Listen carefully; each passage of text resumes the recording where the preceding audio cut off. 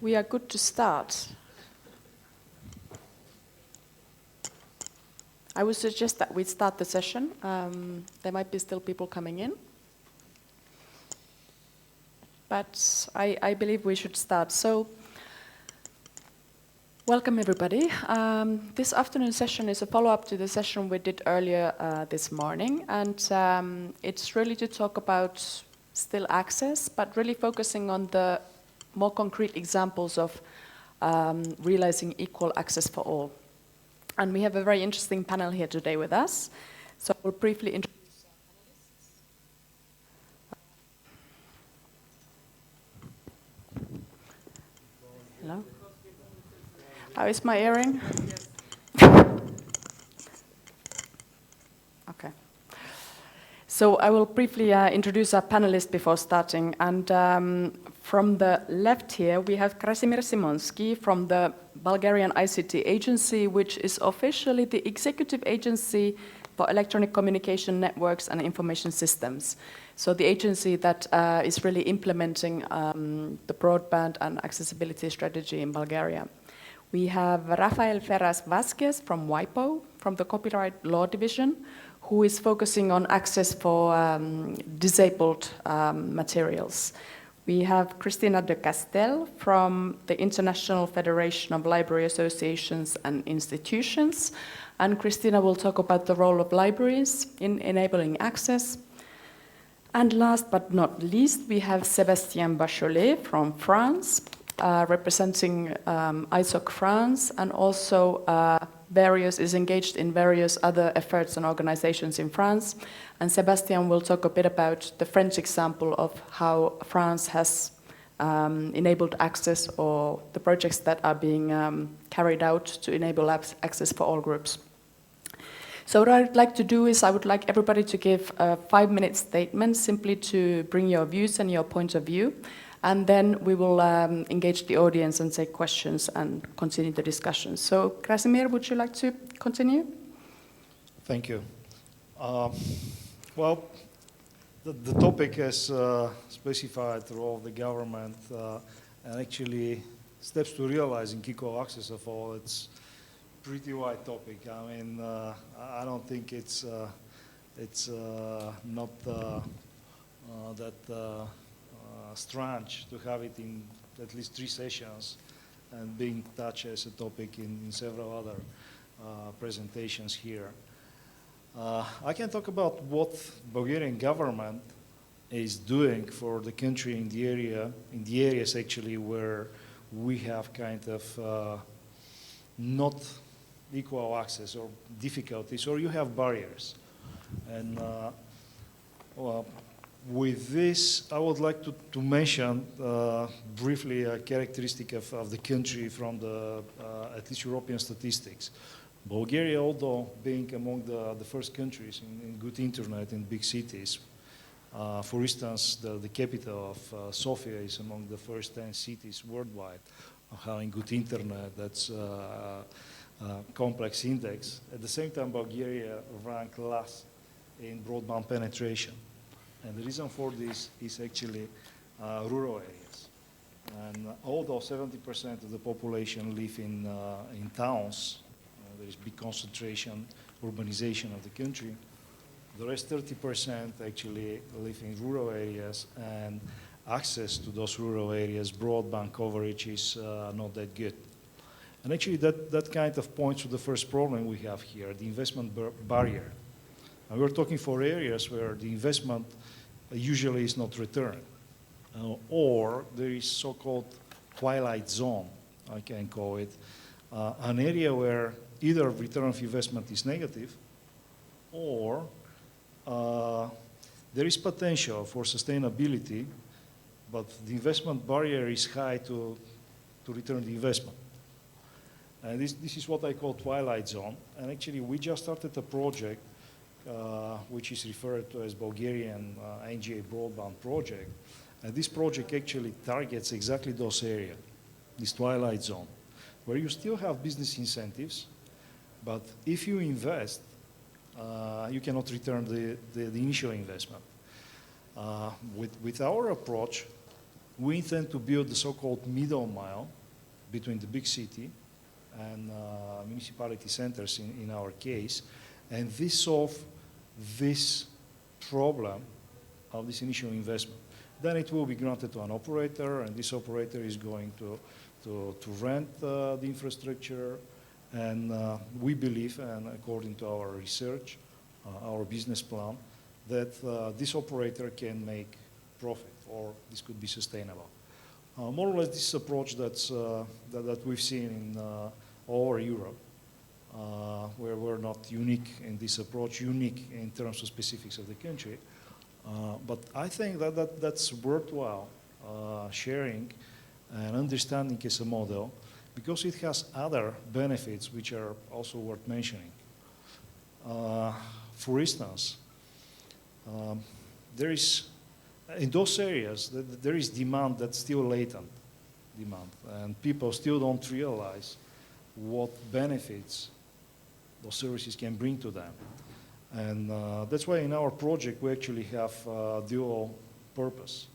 And dual purpose is that we connect the public institutions, we stimulate e-government services, and this way we kind of promote the benefits of being connected at high speed, not just being connected, because for Bulgaria, more or less, this is not that much an issue, meaning that the mobile internet covers now 97% of the territory of the country.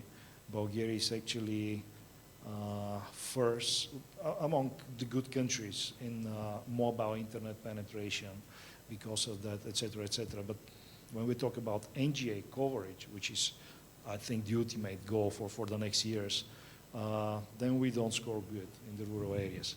But anyway, stimulating demand through e-government services is something that's worth exploring a little more, because people are realizing they need this kind of connectivity, then that could be easily converged into business incentive for the internet service providers, etc., etc. So that's just marking this project, and I think it's pretty good ground to understand the situation in rural areas as we did from this perspective. And the government vision and the discussion on twilight zone is also interesting, because this is where government and business actually meet. And this is the zone where you have to solve the, if we can talk about conflicts between government or social part of coverage with the business part, because sooner or later you have to go to sustainability. And it's demand versus supply, another issue. I can mention about other projects that we started and implemented here in the country to mostly stimulate demand. And 10 years ago it was even not just stimulating, it was even demonstrating a step before stimulating the demand. That's a project Telecentres that we started. We started 2004, this project, successful implementations of a network of telecentres. We had almost 120 telecentres in the country. And through this network, we actually succeeded to implement several other projects which were relevant to that. For instance, we trained all state administration in the country, 65,000 people in 1 year, to reach the first level of IT skills. And it happened through those telecentres who were close to those people. They're actually in their towns. Based on the network of telecentres, we could expand to cover all municipality centers, etc. So absolute positive impact of having such kind of projects. Of course, through the years, I mean, those projects, they have their specifics. I was project manager of this project, so I know everything in details. And one of the things to understand is that such kind of projects, they have their life cycle. And because of expiration of the cycle, they usually go in decline, which in most of the cases is understood as it doesn't work, the idea doesn't work, which is not so. In our case, actually, we had a very good transition from this project Telecentres to another project called Global Libraries. Out of 120 telecentres that we had, the next network was 900 community centers community libraries organized in a similar network. Telecentres were providing local services, access to some of the government services, business services, just reading information.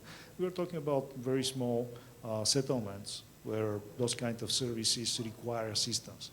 If we're talking, for instance, adult people who want to read the local newspaper from the regional town or read other news, etc., those kind of services. And that's a serious contribution to this society because it keeps it open, how to say, feel connected.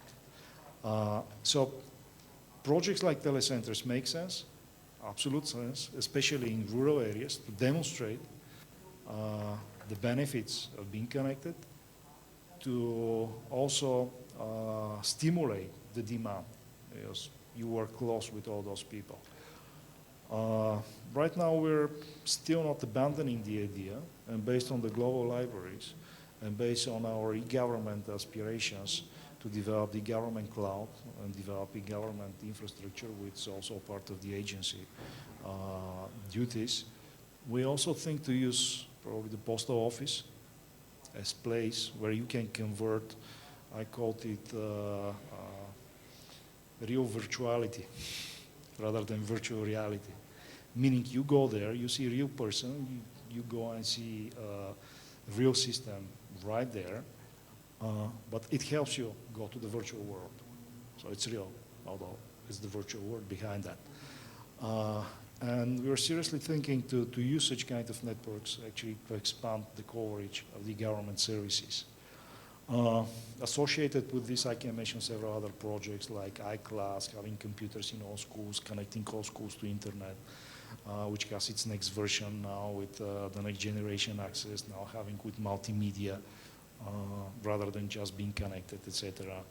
And having the e-government cloud, having the educational cloud, along with national security, for instance, and providing the access capacity, which is unlimited in case of next generation access infrastructure, because we all know optical technologies, they are unlimited in speeds and what you can achieve as capacity. And there is always excess capacity. And in our case, what's available after being used for the government purposes is left to the local internet business to utilize and actually develop their own business there. That's another benefit, I would say. And well, you said 5 minutes. That's excellent. Thank you very much, Krasimir, for the introduction. Let's pass the floor to Rafael, please. Yes, I want to talk a little bit about the Marrakesh Treaty, which may not seem related to any of the topics in this conference, but the Marrakesh Treaty is also about accessibility and human rights, on the human right of access to culture, to provide access to materials that in many countries are not accessible for a part of the population, that is the visually impaired and print-disabled people. The member states of the WIPO, the World Intellectual Property Organization, decided to enter in this international instrument for one really simple reason. They look at the numbers that in the world there are 285 million visually impaired people, and that for that population, most of the books that we have access nowadays, for example, a magazine or a book or educational book, were not accessible for that population. It means to say that in our study from 2006, only from 1 to 7% of every material available in printed form, also electronic form, were not available for that population.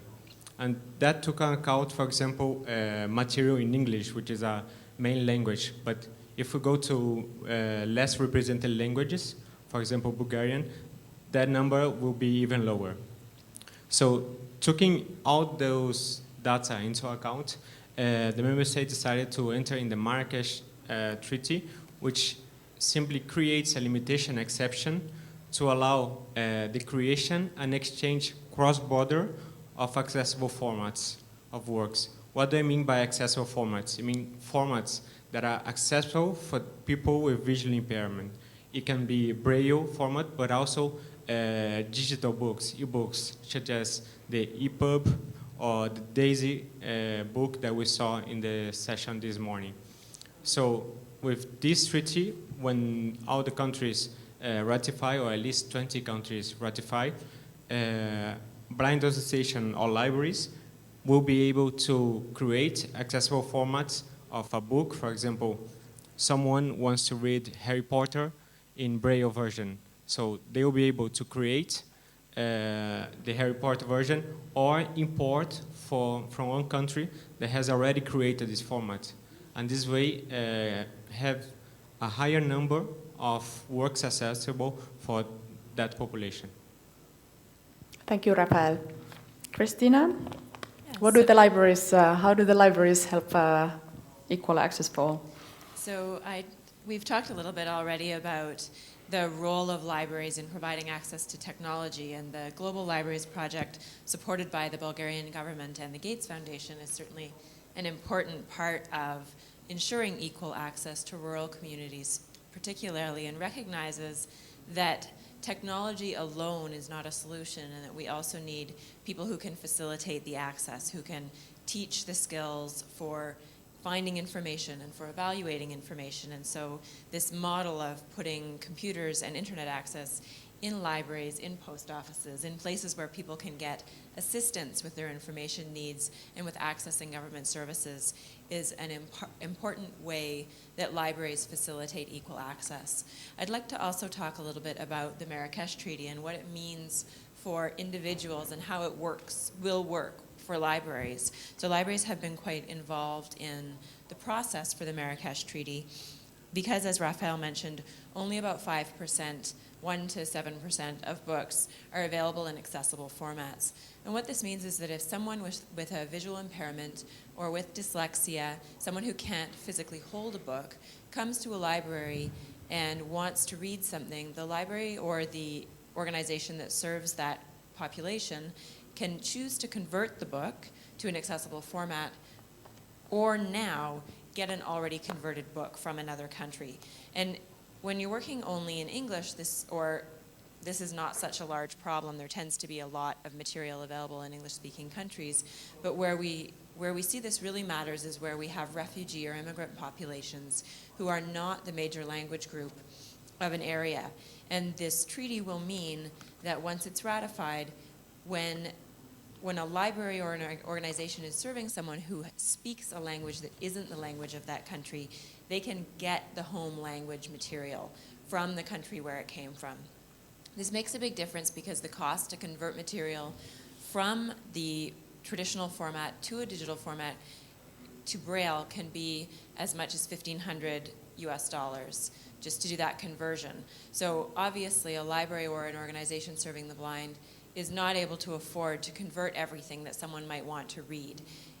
E-books are making a big difference in this area, but they are not actually accessible formats inherently in the standard that we're using right now, which is EPUB 2.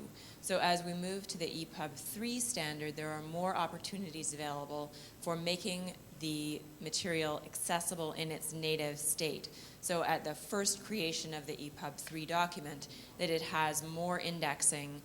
Some of the references made this morning that the table of content exists, that people can move back and forth in the document and experience it the way that a print user with visual ability uses that document, so that you can leaf through it and move from section to section.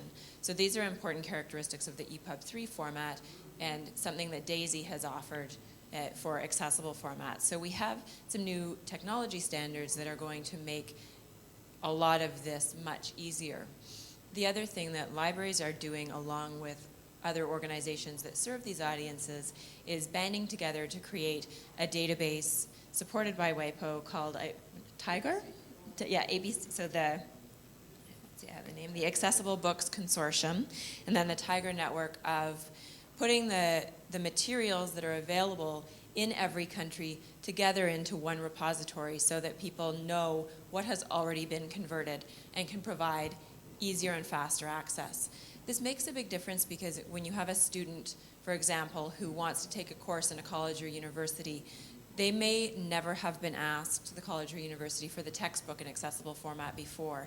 And the time and the cost of clearing the copyright can mean that that student can't take that course at the time that they want to. So being able to access works that have already been converted in another country, in another language, will make a real difference to access to content.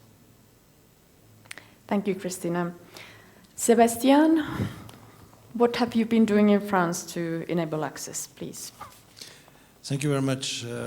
I would like to speak about 3 projects in France. The first one, it's, and I am involved more or less in all those 3, but the first one, it's one launched by OP3FT. It's an organization whose purpose is to all promote, protect, and ensure the progress of the frog-end technology. Maybe it's the first time you heard about that, and I will give you a very short explanation of what it is. It's a new tool on internet. Its aim is to have something at the same level as you have today, web, mail, and other application. And this tool will allow you to publish with a light and easy to use solution. It's a new technology using short and simple naming, who support language set from all around the world since the beginning, and easy to identify through an asterisk. It will, the naming will be on the form of network name asterisk site name. And it seems to be very promising technology, very light, and that will allow better access or usage with low bandwidth and with a real multilingual system. Second project or organization, it's named eSeniors. It's an organization who help the seniors to learn to be more digitalized. It's to learn how to use your phone, your tablet, your computer, and how to use application on it.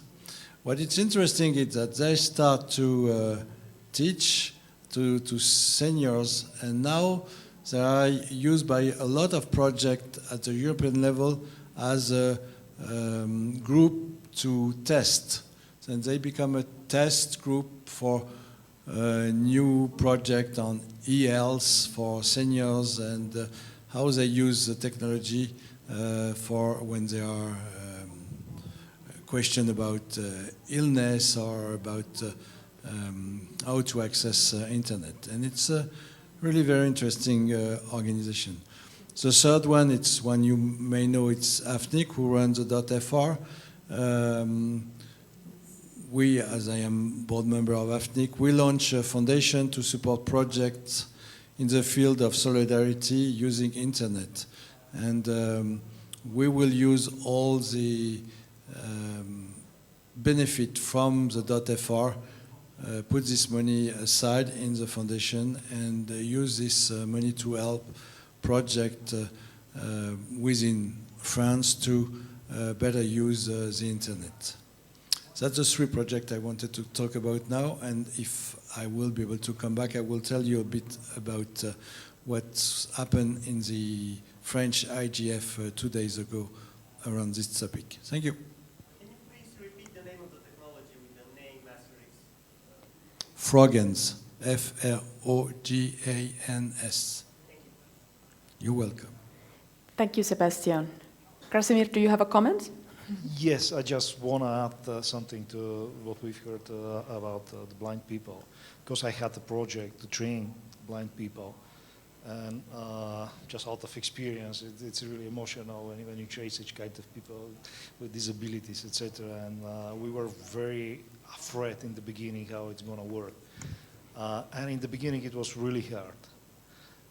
But after, let's say, 4th or 5th session in training, those people turned now overcoming the barrier of the interface of the computer, now being able to communicate with the computer, they went rocket high, I mean really fast and really effective. And that turned us to think about talking to those people that disability may turn into an advantage, because they have been cut of one of seeing, actually. They have another benefit, which is you have great concentration. And those people demonstrated that during the training in the rest of this training. And that we achieved amazing results. And those people believed that being not able to see, actually they have even more advantages because of that. And in computers, you know what concentration means. We just discussed about watching, what's going on, etc., and being distracted, etc. I don't have this. Okay, so it was really emotional success, and we were very happy to see this works with those people. And along with this, I also want to mention another group of people, minority, and the role of internet technology to integrate those people. We've been through such trainings to involvement of such people, and through internet technologies, actually it works. And we have a lot of issues with minority people, especially Roma minority people, etc. And through those courses, being in internet, I still remember one cartoon in early the internet where two dogs talking to each other, and you said, nobody knows you're a dog in internet. Something like we're all equal there. And bringing all those people, groups that are segregated to internet, actually integrates them into the societies, because for me, internet is the best integrator of the society. Just wanted to mention this emotion. Excellent, excellent points, Krasimir. I would like to involve the audience now, just to get the discussion, to get some questions to the panelists from your perspective, from your communities. Do we have any questions at this stage? I can bring a microphone.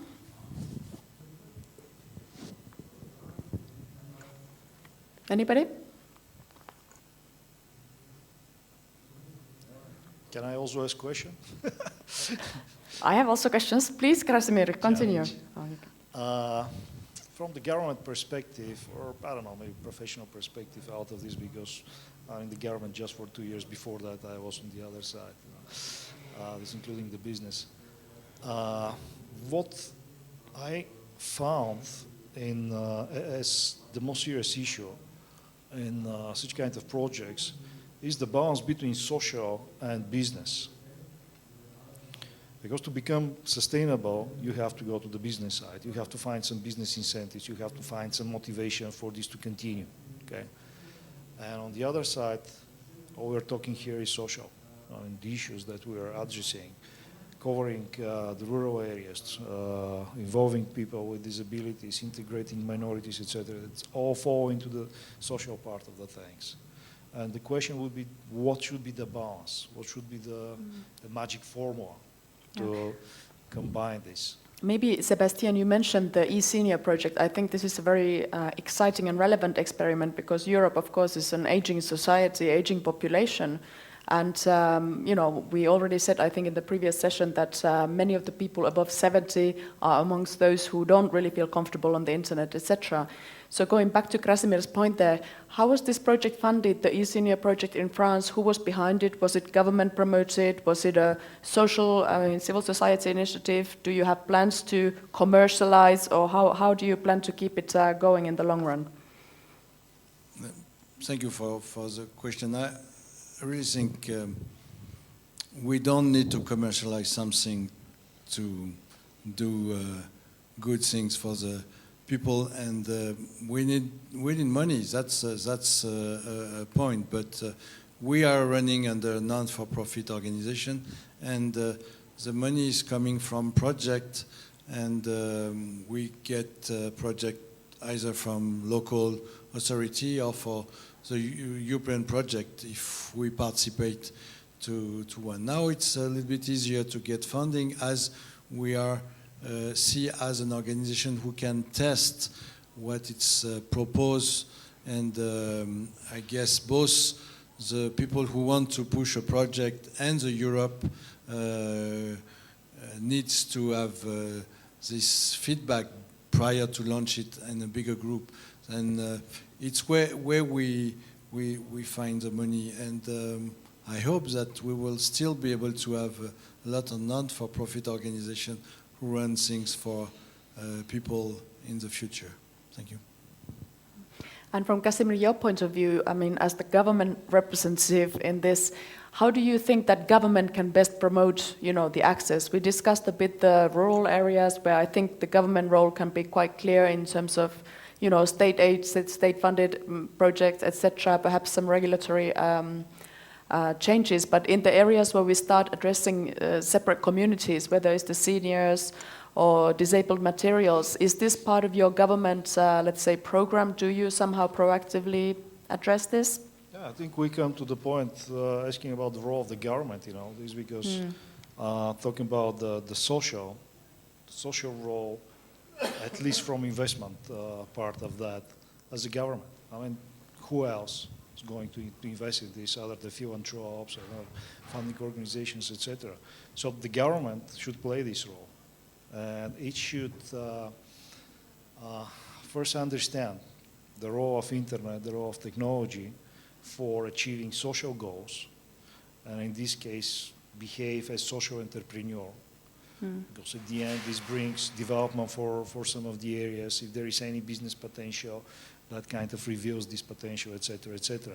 But it's much more complex. It's not that easy, because first, I do it on purpose, social and business, compare this, because, as I mentioned, there is some twilight zone where it's just one investment that may bring this sustainability. And if you can recognize such opportunity, I think this should be probably one of the first priorities, because it's dual purpose. First, you achieve your social goals, at the same time you help the business development, and so on, and then it goes in a spiral, kind of becomes sustainable and goes to the next stage, etc. And I think this should be put priority, and this is what we do with our project. We deliberately actually focus on this twilight zone, where there is business potential, where there is opportunity to kind of transfer the government role to the business, if that's possible, because, I mean, if that happens, then it goes on its own. Same in the big cities with the internet. It works because there is business incentive, and when business is already there and sustainable, there is no need for the government to be there. Maybe regulation, maybe something like that. So that's one point. And the other, I mean, the government is supposed to go beyond the business potential. I mean, equal access means equal access for all, even in the areas where there is no business potential, etc. But we have to take care of this, because it becomes a social problem, a sharp social problem, etc. So the role of the government here as investment provider is one thing, but it's also about taking the right decision, where, how, and all those things. And then it's become really complex. And at the end, I think there should be this thinking of converting social values into business values somehow, to try to express the social impact you achieve into the business categories. And that helps to recognize whether those are real or those are just for the purpose of planning. That's why it's becoming real challenge, because using business categories in social area, that's really, I don't know how many of you are doing this, but I think that's probably the best approach, trying to kind of compare oranges with the apple through the juice. You can mix the juice, you cannot mix them. You can mix the juice of that, you can mix the results of that. And you raise them in the same way. You need sun, you need water for the orange and the apple, and almost the same. That's serious. So that's my kind of view on the social versus business, etc. And for what the government can do, I have some things other than investment opportunity, social funding, universal access, and regulations. Regulations is something that help. I mean, you can easily combine some business incentive areas with other disadvantaged areas, something we also do. For instance, to the operator who will grant the infrastructure to be operated, we kind of force them to have profitable areas, but at the same time we oblige them to have social areas. So kind of use the profit on one place to invest in the other. And then still more, I don't want to talk by it here, but most of the things I'm saying actually assume as challenges to comment. It's about another feature that we see in the modern information society, and it's about people going where the living conditions are good, and they actually bring business with them. They don't go where the business conditions are best. Well, they still go and they'll continue to go, but I mean now we see the first pioneers, the first adopters who actually go to a small village just because the life is great there. Suburban life and so on and so on. We see this even in a country like Bulgaria. We have people living 20 kilometers from the capital, traveling every day, commuting to work, or working from home, etc. And they go to small villages, and number one condition, especially for working people, is to have good internet access. Just mobile is not enough for most of them. And just providing such conditions, internet, for combine it with the good living conditions in good areas, mountain areas, etc., I think will stimulate people to go there and actually kind of bring their people where their life is. It's also worth thinking, and a lot of stipulations on that could be done. But it's worth thinking about such global trends that are a fact now. Yes, thank you. I think we have a question in the audience. Could I just steal your mic? Thanks. Oh, it's not much of a question, it's more like a story. There's this German village in North Germany. They have internet, but the internet is very slow, like in Bulgaria in many villages. And so what they did is they found their own ISP internet service provider, and they gathered about 900 euros each member of the village. They found their own company, and now they have fiber internet, which is much, much faster.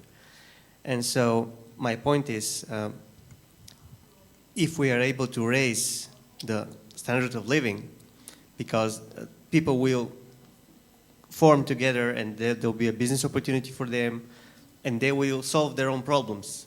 Because if you go in a village today in Bulgaria and ask each resident to give you 900 euros each, they'll say, come back in 20 years. And so that's what I think about it. That raising the whole level should be also a priority, not only focus on access, but focus on the economic growth. You're exactly talking about the twilight zone, because once you have this investment, then it becomes sustainable. It has business incentive because you can bring business. Some of those people may be developing digital content. You may see authors, you may see famous people living there and working from there. I used to be like that. I worked from my home and I could go anywhere just with my bag and internet access. Could be anywhere. If the conditions in this village are excellent for living, I'll go there if I can do the job from there. And, a digital nomad. Absolutely. Yes, thank you. Do we have further questions from the audience? George, please. Yes, thank you. A question maybe for Krasimir, like he represents the government here in Bulgaria. About the telecentres, I could tell you that the reality in Portugal, where we name the telecentres like internet spaces, in the internet spaces we have almost 60% of them with assistive technologies to people with disabilities. I'd like to know if telecentres also have some assistive technologies to people with disabilities. And for the content that the public administration put online, for example, Portugal adopt the international web accessibility guidelines since 1999. So we have almost 15 years of experience running the accessibility guidelines in public administration. I'd like to know if in Bulgaria you have already some task in this area. And also to Raphael, I'd like to know if when the Marrakesh Treaty goes on, if they have any impact in the publishers. So we have, like you said, maybe 5% of the books in an accessible format in nowadays.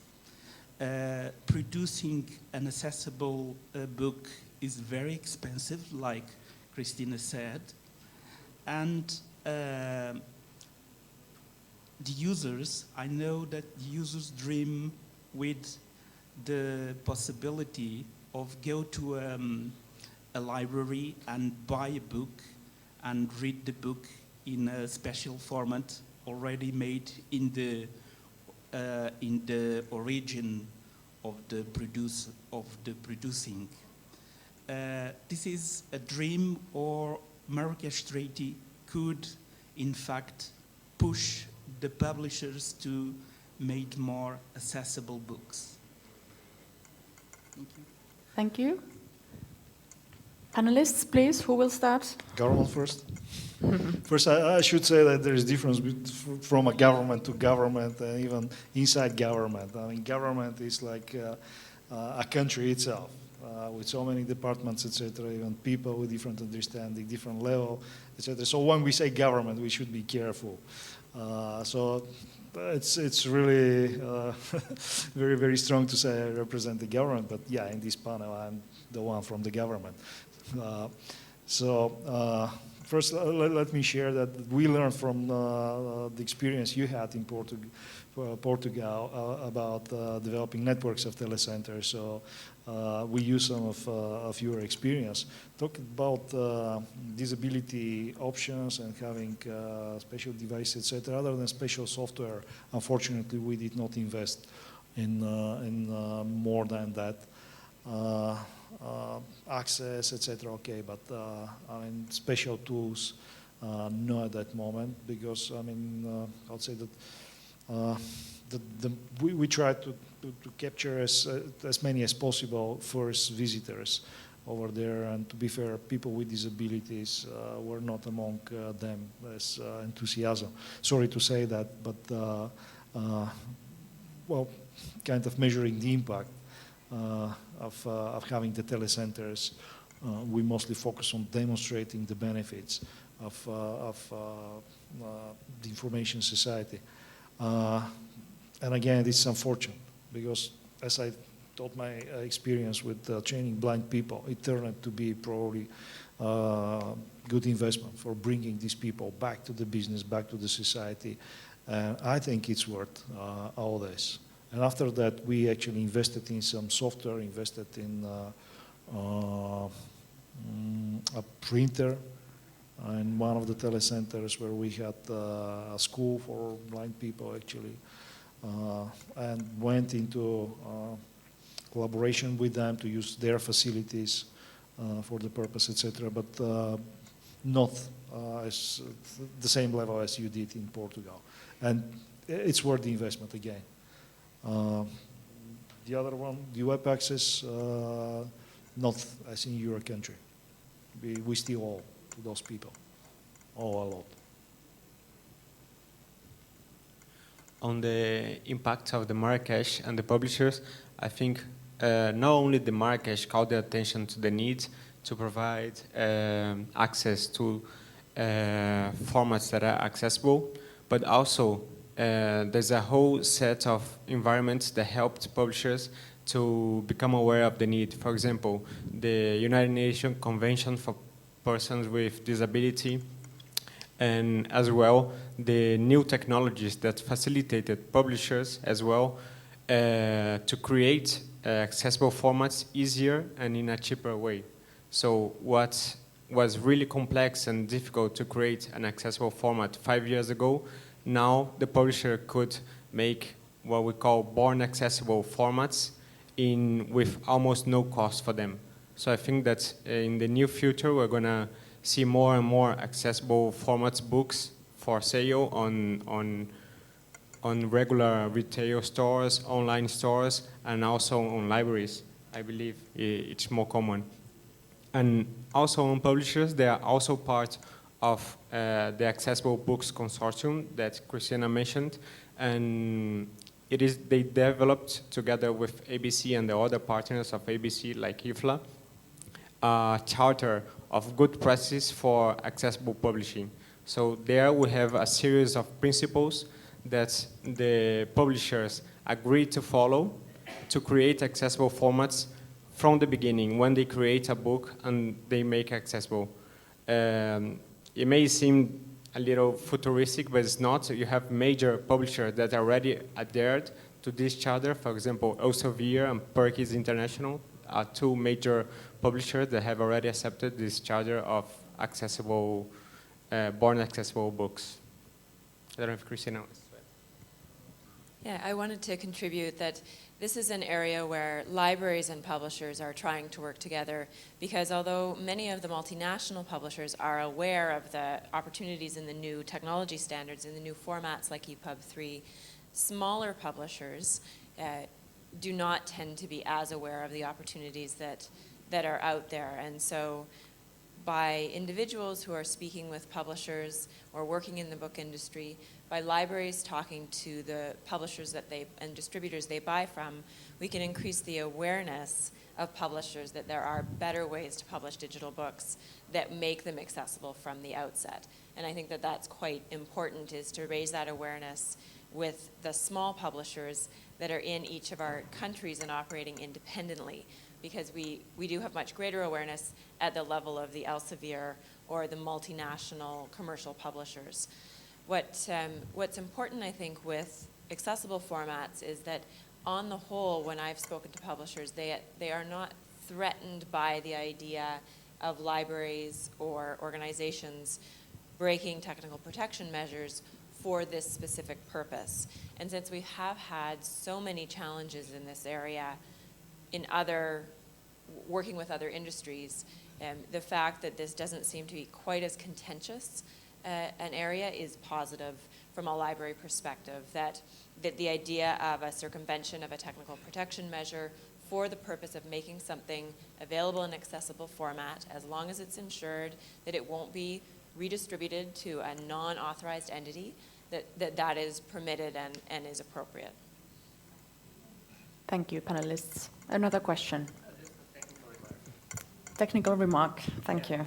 So making a book accessible can be also achieved by making the book more semantic, more machine readable, and can have other benefits. And when the content is already licensed in some form, this might be a problem, but for content that's free and open, like open access articles or books or whatever, it's very important to take advantage of that, because all this content is digitized, being marked up and all that, and all this effort can be used to create accessible content even easier. As you mentioned, table of contents, references, cross-reference, being able to jump search and all that.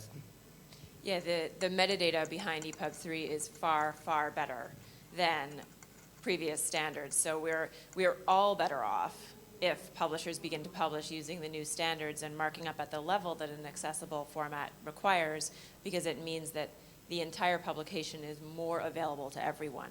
Yeah, so much more interactive. Yeah. Thank you. Do we have any more questions in the audience at this stage? No, also, just to follow up, when he mentioned that book that is open data is also easier, but in some cases, for example, educational books, even if the book is accessible and you don't need to clear the rights of copyright, you still, in some cases, need to make it accessible. For example, to describe the formulas or the images for people with disability. So it's not always as simple as take a book that you don't have to clear the rights and just give them and use screen-to-speech book or audio book. It has also some enhancements to facilitate, to navigate, and to access. the Thank you, Rafael. We have another question here in the audience. Thanks very much. Henriette Esterhuizen from APC. So just about EPUB 3, is this something that would then be accessible to all publishers of non-commercial institutional publishers of online books? I'm speaking, we're a civil society organization and we actually publish quite a lot online. And would that be easy accessible? Are there costs involved? And are you the open and access community planning to reach out to distribute this information? We've been involved in open licensing and Creative Commons, and I know one of our greatest struggles has been convincing publishers of content to understand open licensing and knowing about it. They often, sometimes it's a business model objection, but sometimes they just don't know that it's there for them to use open licensing. And do you find that that barrier also exists with using accessible online publishing formats? Thank you. So EPUB 3 is an open standard, so it's absolutely available to any publisher to learn about that. And there's information about how to make sure that the EPUB 3 format is accessible on the Accessible Books Consortium website. So you can direct people to that, as well as to extensive information about EPUB 3, which has many similarities actually to the W3C accessible guidelines for websites and marking up websites. So if we think of what we know in marking up a website, of tagging your images, describing anything that's a table in a narrative format, that's the common ground between describing a website in an accessible way and describing a book in an accessible way. So yes, it's an open standard and everyone can absolutely use it.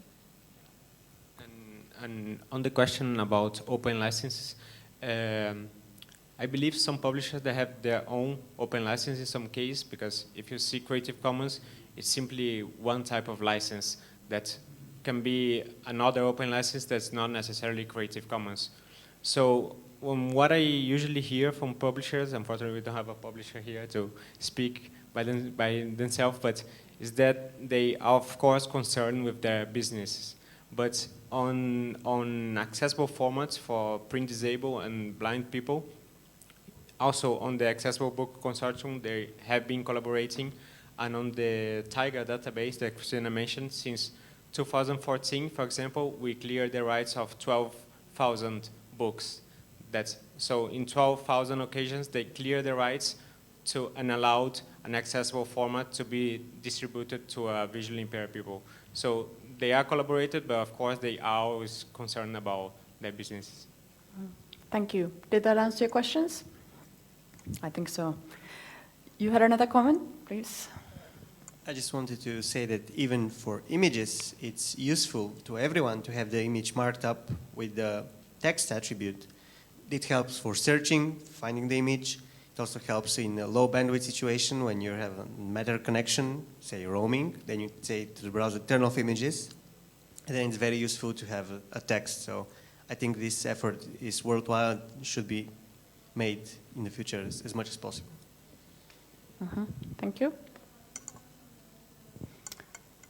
Another question. There you go. Last question, more for comment. I mean, I worked on.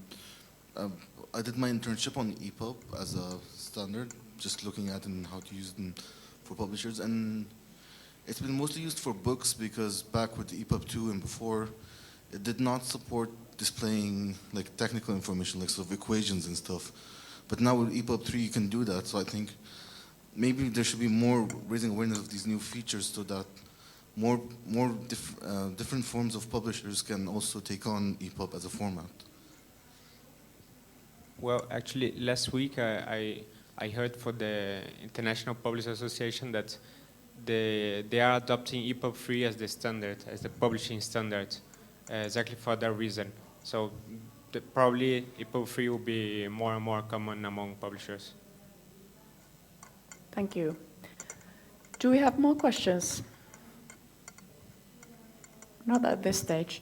I wanted to, at this stage, we talked quite a lot about the specifics of the various projects that you have been conducting, which is great. And I think it was Krasimir who mentioned about the impact. So we are here talking about, good practices towards equal access for all. And I wanted to just have a quick round on these projects that you've been working on. Some of them are older, like the Telecentres. You've already had years of experience. Others might be more on the piloting level. Others are based on a treaty, an agreement between a group of countries. How do you measure impact? Have you actually seen a concrete improvement in the access levels based on your projects? And if it's still at the piloting stages, how do you, or are you imagining how could these projects and efforts be scaled? And we're here at the EuroDIG, we have many countries here, and I think many of the initiatives are very exciting. So it would be also interesting to see, how to scale them and potentially also replicate in other countries. Krasimir, would you like to start? Well, I commented this part of the projects, and projects by project, they're all different. And there is no magic formula to measure impact, at least with one index, composite index or whatever. Just like let's look at the composite index that the European Union is using to measure the information society and see how it works. And then if you want to apply this index or decompose this index into some categories to measure impact of different projects, that's really difficult. It's quite an issue now, especially in utilizing European funds in countries like Bulgaria, for instance, on what indicators you have for each project. Each scheme is trying to be creative, it's different, etc. It depends on the specific of the projects, etc. But my personal opinion is that you should look for this business measure into social projects. And we try this. We try to convert our social contribution of those projects into business indicators. It's really difficult, but it worked for some of them. It worked for some of them because, again, I mean, if you think business-like in those projects, and I think this is how you should approach solving even social issues, thinking about sustainability in all those projects, it's worthwhile thinking about having this. That's just an opinion. Project by project, I mean, you have many indicators, number of telecentres, number of users, numbers of visitors, etc., etc. But that's what's important, sustainability in all this, and actually bringing more development opportunities for, in this specific case, equal access. Okay, thank you. Rafael? Well, Just go. yes, sorry, I stole the microphone. So for WIPO, the Marrakesh Treaty is a project in itself, but even though we already have a treaty, now we are on the phase of developing two types of activities. The first one covering the legal aspects of the treaty, that is assisting member states to implement the treaty in the national corporate laws and how to implement the different options. And the second one is on the practical level of activities, is through the ABC to do capacity building in countries. For example, they already undertook capacity building in Bangladesh, where they created 1,300 accessible books for schools. And as well to teach and assist, partnering with other organizations like the World Blind Union, to provide training on how to make accessible books, because in many countries you don't have the technical expertise to create those books, or after creating, how to exchange through the internet or through digital means this book with other countries when the treaty is ratified in those countries. So this is a main project that the WIPO is developing. To follow on the Marrakesh Treaty, because it's not at an implementation phase, it doesn't have, for the libraries that are implementing, indicators yet, but some of the things that an individual library or library in a national library association might look at would be the number of accessible books that were available as the baseline when this project when the treaty is implemented in the country compared to over a period of time. And I think another thing that would be interesting to look at would be the percentage of accessible format books that are created initially. So are they natively created accessible? And through raising awareness with publishers of the Marrakesh Treaty, that perhaps we increase the number of natively accessible books. So a couple of possibilities. It's the area of indicators and metrics in libraries is something that's always under discussion, and so we're always adding Sure. nuance. Thank you.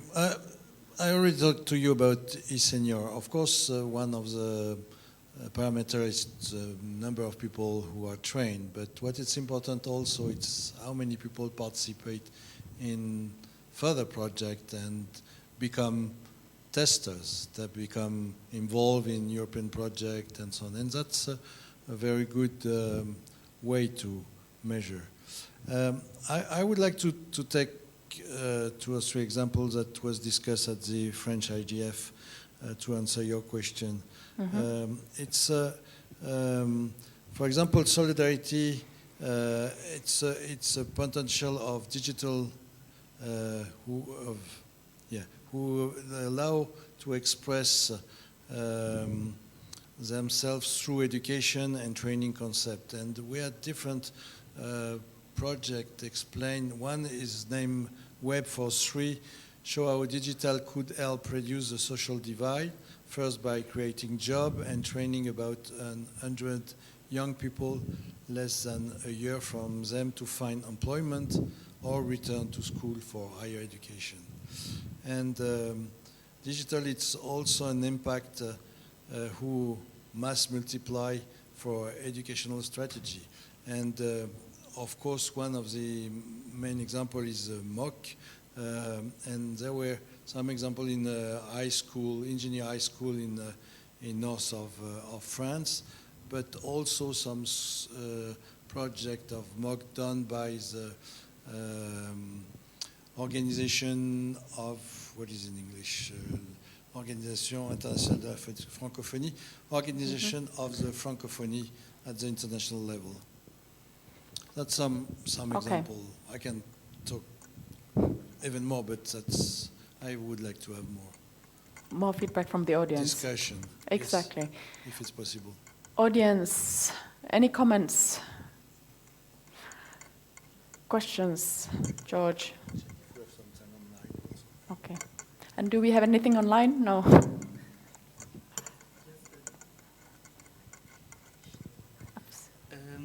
Just a clarification about a statement that I take note of Sebastian. I think he said that the .fr invest the results of the selling domains on projects to better use the internet. Is correct? Or yes, the benefit of the .fr, part of the benefits, it's 90%,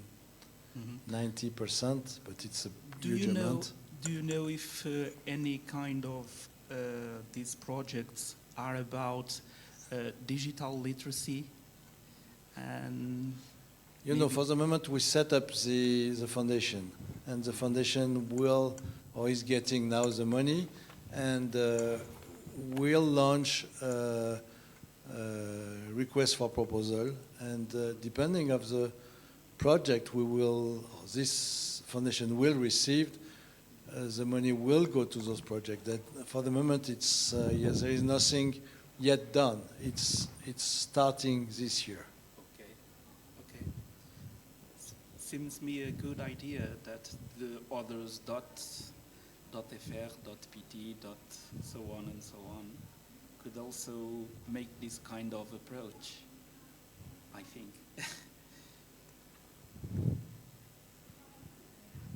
Very good. Any other comments? Questions? No? I wanted to explore a bit the we talked about a bit the role of the government, potential business angles, and I'm here from the Internet Society, is the civil society, the local users.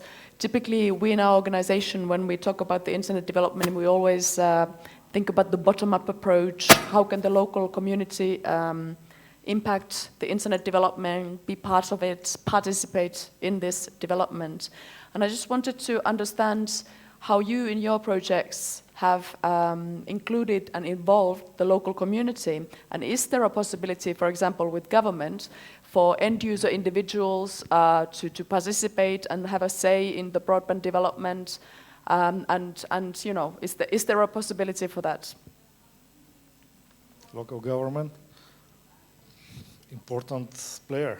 And kind of for the projects that I mentioned, they couldn't happen without the support of the local government. Of course, there is another complication bringing local government, meaning that you have to spend efforts to convince this local government what the benefits for their society is. Sometimes there is, you have to invest a lot of time to convince them what it's for them. And sometimes you meet the local interests if you want. For instance, right now we are developing optical infrastructure, and it goes through the construction law, and the local government has their position for this and their role. And sometimes it takes a lot of time and a lot of troubles actually to get construction permission, which comes from them, even though at political level it's agreed. There are still, some small things that do not allow this to happen. So first importance of involving local government, I think, is very high. Such projects without local governments and social part and actually concerning the local community should happen with their participation, high involvement, as high as possible, even if they could lead. If you can allow them to lead, that's also something that has to be a goal. But their role is crucial. And what about then, we talked about the supply and demand. So you, of course, are the executional agency to provide supply of the internet and build out the infrastructure. And then we discussed the demand side. So there has to be people with skills and interests who will actually then pay for the internet services.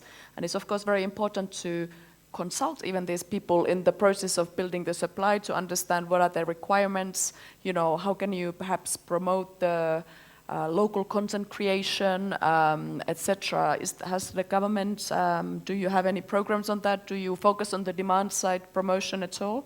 Or is it mainly from the supply side at this stage? Absolutely. I mean, our understanding is that there is latent demand that first have to be awakened. Actually, at some extent, you have to develop the demand. People don't know about the services, they don't know what benefits that they may have, what content they can access, what it can do for them.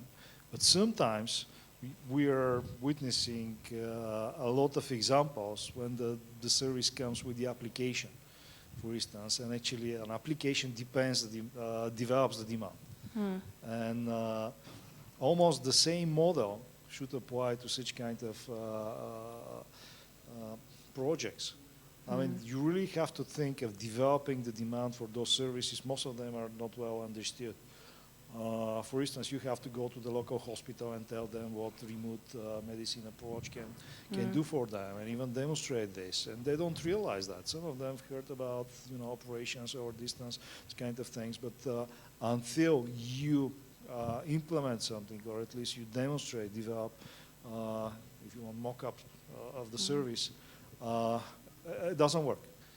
So it's issue not only about showing them what's available, it's about thinking how to develop this for them, how to develop this demand.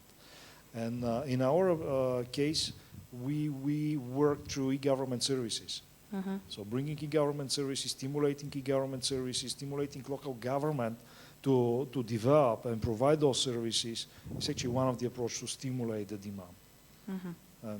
Okay. Thank you for bringing this. And maybe from France, because I know that France has a great citizen activity revolutionary tradition.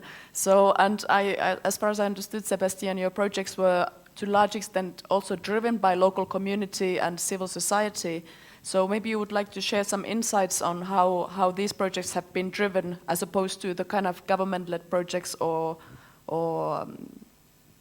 business-led projects. Yeah, I think when it starts from the citizen, it's stay with the citizen, but we try to involve private sector and government, and mainly because when we are end user, we don't have finance, and if we want to have bigger project, we need to find some money. But the reverse, it's not always true. We don't have when you have project like what I can say without trouble with my diplomacies, but just imagine when you launch a new GTLD. The proposition came from citizen, and then the organization, governmental organization, takes the project and say, okay, it's my job, and I don't want you anymore to be involved. And at the end of the day, the citizen are not anymore involved. And we don't need just to struggle about multi-stakeholder for internet governance. We need to struggle for multi-stakeholder in projects. Multi-stakeholder must not be just something we say, okay, yes, it's okay to discuss, but when we are in the project, we need to be involved. And it's important, for example, for the geo-TLD, the regional TLD, the city TLD. Unfortunately, it was not a request from the guidebook, and it could have been a very interesting request to be sure that the local community, the local community is involved. It's really something we need to be very careful about. It's how we get the citizen involved. Not because if we start from the internet governance to go to internet project, hopefully it will go to other projects, and maybe it will go to governance of other scarce resources like water, air, and so on and so forth. Thank you. Mm-hmm. Christina, would you like to comment from your library's point of view? Sure, and I think that probably Raphael could talk about how the Yes. how the Marrakesh Treaty came about, because it, I think, was Yes. a bit citizen-led.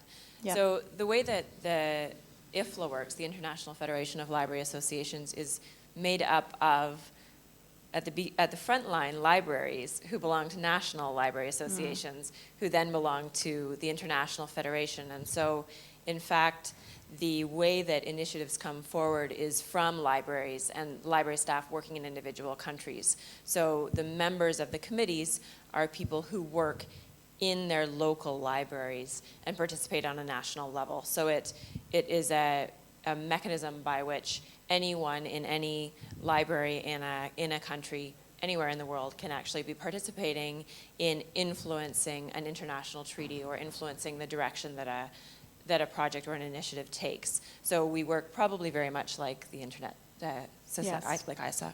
Mm-hmm. Thank you. Well, WIPO as a UN organization, of course, were composed by governments themselves. Yes. So, of course, always in contact with them, especially to update the legislation and to provide advice and to supplement information about copyright and also other intellectual properties. And regarding the Marrakesh specifically, we also involve the local blind associations or libraries that are dedicated to visually impaired people. So in 1 week from now, we're going to organize a workshop, for example, to explain the Marrakesh Treaty and also explain accessible format works and how can be exchanged. So we're bringing together both local governments and blind associations to discuss the Marrakesh Treaty and the whole issue of this accessibility to printed works. Thank you. Do we have any more questions from the audience? We have about 10 minutes left. Anybody else, some great ideas that we didn't discuss yet as to good practices for facilitating access? Okay, one idea, that's great. There you go.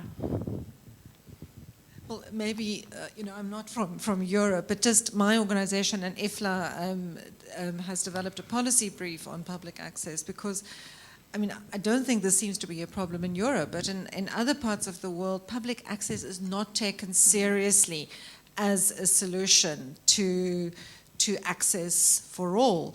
And even in the internet governance community, and I don't know, you'll sometimes see themes such as connecting the next billion, but it's really an approach to access which primarily relies on mobile telephony and the mobile internet to connect more users. It's a very individual consumer approach. And so I think the public access discourse is an extremely important discourse, and it's good to see it here at EuroDIG, and I wish we can see more of it in the global IGF, because I think it brings together so many aspects of access, such as quality of access, access to content, access to access to services. But then just one reflection on the supply and demand and your comments about working with local government. A real challenge in many developing countries is that on the one hand, e-gov services is a really important role for public access. It's often a motivation for getting financing for public access facilities, because there can be facilities not just where people go to access the internet or information, they go there to interact with government services. But then that also has the risk of those public access facilities even the interaction, the relationship of public access being identified as a governmental service, and people then feel less free about how they use those services for their own information needs, maybe to express concern with what's happening with political participation and broader public participation. So I think that's often a fine balance, that it is important for governments to invest in public access, to make sure that there is supply of services such as e-gov services for people who usually don't have ways of access to governments, but also for those services, and I think there are libraries, they are actually really good at doing this, to maintain providing quality, independent, free spaces, safe spaces, where people can access e-gov services, but also, write letters, sign petitions, complain, and express themselves quite freely. So we find in developing countries that it's really a challenge to achieve that balance very often. Yes, that's an excellent point. I think we're lucky in a way in the European Union that we don't have to be concerned about that all the time, at least in most countries. So, any further questions? I think we're all good.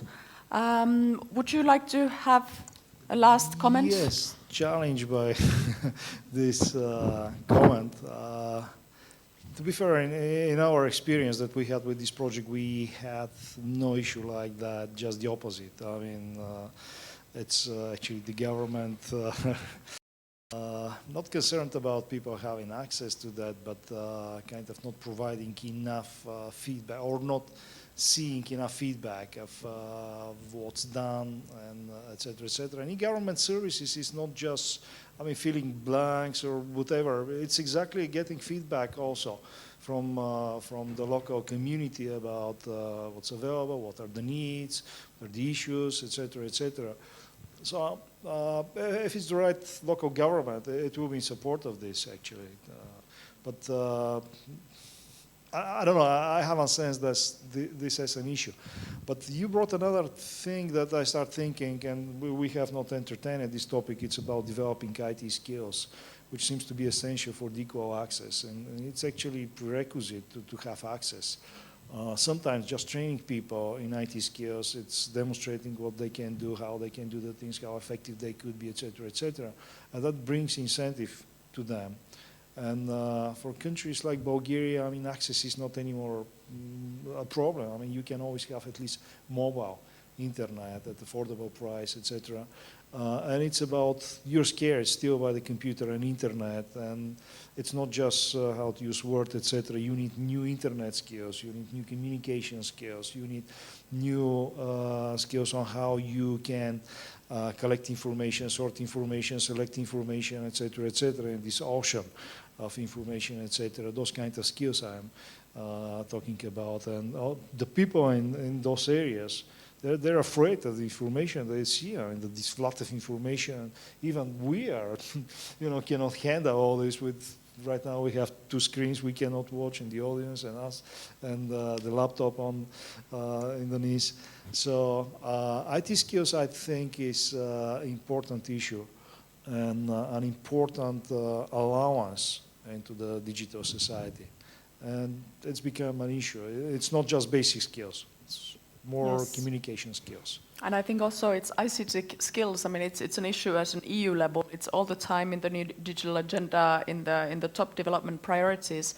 And also I think it's important to separate the IT skills for normal users, which are more basic skills, but also then you need the highly skilled people who will, for example, you mentioned the German project, which is a community-led kind of independent. So you really need some people with technical skills who will be able to run this project. So you need two levels of skills, in fact. And also that goes back to community participation. So you need highly skilled people to make that happen, in fact. Anybody else in the panel, final comments? What you were referring to, I talked about a lot more at this morning's session. Yes. That one of the roles of libraries has always been about access to information. And I think that for a lot of people, particularly in developing countries, they think of libraries as places to borrow print books and to learn how to use print books as a vehicle to learning. And what we are beginning to recognize more and more, particularly in developed countries, in the EU, in North America, that libraries are places to learn about accessing information no matter the vehicle that it's delivered in, so whether it's through a computer or through a book, and that libraries are an excellent place for people to come to learn how to use technology. And that support for using technology is critical so that we gain information and media literacy and we can make informed choices. So I see that as a really critical role for libraries and something that it would be great if we could have recognition for throughout the world. Yes. Sebastian, Rafael, last words?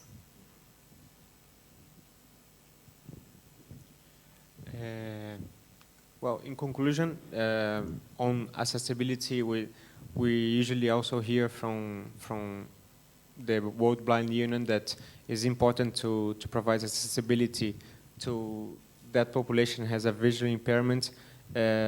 So it is in fact an investment, as you said, to think about the business side, and for the government, it is an investment to provide access and conditions for visually impaired to actually attend a school, to provide works in accessible formats so they can follow the curriculum in a school, attend a university, graduate, and so be able to provide for themselves and not depend on government assistance. So provide accessibility to works to visually impaired is not only a human right or right to culture, and also right freedom of speech, because you need material in order to form your own speech, but it's also a good investment for the government and for the society.